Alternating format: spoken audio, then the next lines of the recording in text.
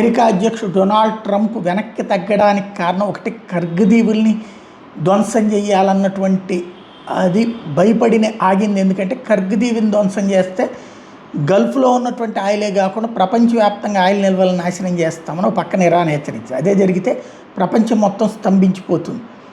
వాస్తవంగా ఇరాన్ మీద దాడి చేసి ఆ దేశ విద్యుత్ కేంద్రం నాశనం చేస్తామని మరోసారి హెచ్చరించినటువంటి సందర్భంలో మళ్ళీ వెనక్కి తగ్గడానికి కారణం అదే.